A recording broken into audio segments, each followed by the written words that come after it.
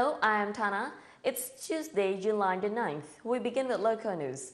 Cambodian King Preboromaniat Norodom Sehamoni participated in the tree planting ceremony in Sihanoukville province on Tuesday morning, July the 9th.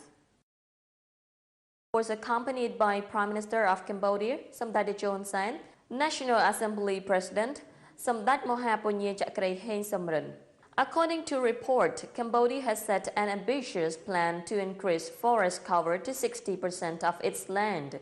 In 2010, Cambodian forest covered a land area of over 10 million hectares, about 58% of its total land area. The government aimed to increase the forest cover to 60% in 2015. A majority of Cambodians believe that the government is capable of dealing with rampant corruption in the country. This is according to the 2013 Global Corruption Barometer. The report said 57% of Cambodians said the government's campaign against corruption is effective. Transparency International Cambodia released its 2013 Global Corruption Barometer Tuesday morning. Its report said most Cambodians believe that the government is dealing with corruption in the country effectively. The report also said around 81% of respondents believe that the general public could bring change in terms of corruption fight. A majority of respondents also show their willingness to fighting rampant corruption in the kingdom. Transparency International Cambodia also called on the Cambodian government to take effective actions to combat corruption. The organization said existing anti-corruption laws should be more effectively enforced and the public shall be further encouraged to get involved in anti-corruption efforts. Transparency International Cambodia said corruption mostly happens in four institutions, including judicial and police institutions, public sector, and political parties. Currently, rampant corruption is seen as one of major obstacles to Cambodian development.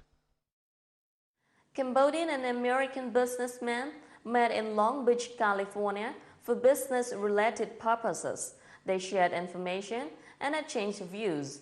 The meeting was intended to explore opportunities for more U.S. investment in the Kingdom of Cambodia. Over 100 Cambodian and American business leaders met in Long Beach, California. The meeting was arranged by the U.S. Embassy in Cambodia. Among the participants were Excellency William E. Todd, U.S. Ambassador to Phnom Penh, and Oknya Lim Heng, Vice President of the Cambodia Chamber of Commerce. The meeting aimed to increase investment and trade volume between Cambodia and the United States. It also provided a forum for American business people to hear from Cambodian counterparts about actual trade and investment climate in the kingdom. At the meeting, Oknya Lim Heng, representative of Cambodia Chamber of Commerce President Nek Oknya Kitmaing, briefed the audience about real political and economic atmosphere in Cambodia. He said Cambodia has enjoyed full political stability and security and that the country has seen steady growth.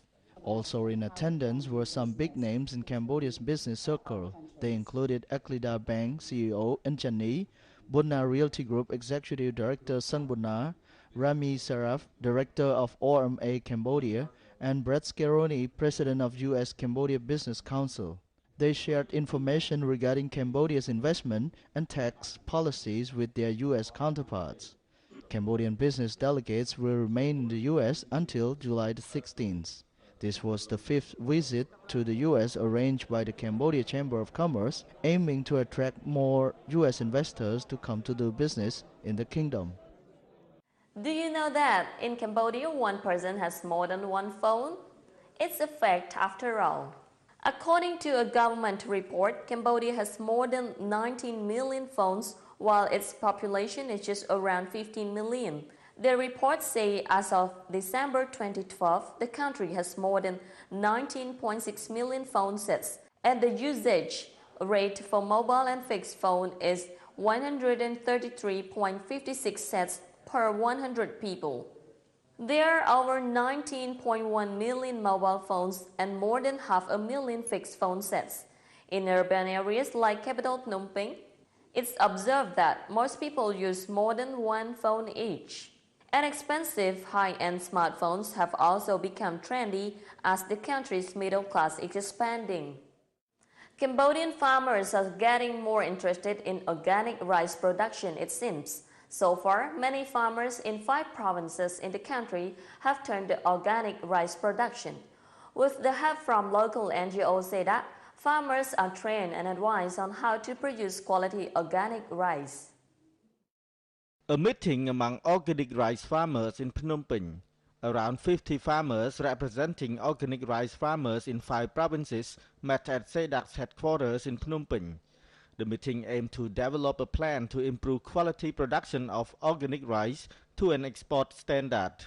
Organic rice production starts with the use of high-quality seed without the use of genetic modified organisms.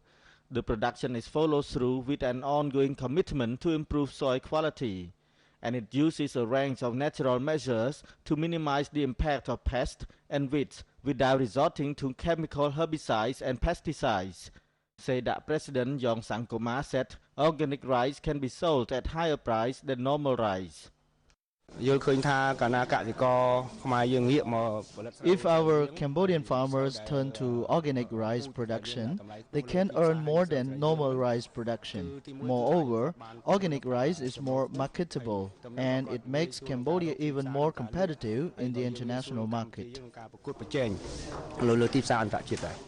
In 2012, SEDA exports around 1,100 tons of organic rice.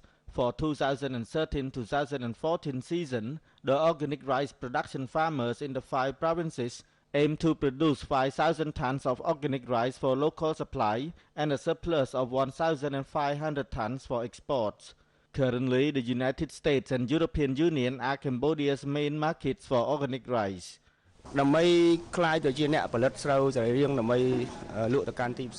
To become organic rice producer, it takes time.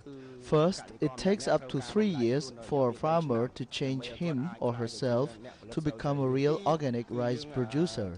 Second, they need to change their habit and their techniques. Normally, they depend on chemical fertilizers available at the market. But when producing organic rice, we have to attend to soil management, seed selection, and water management, among others.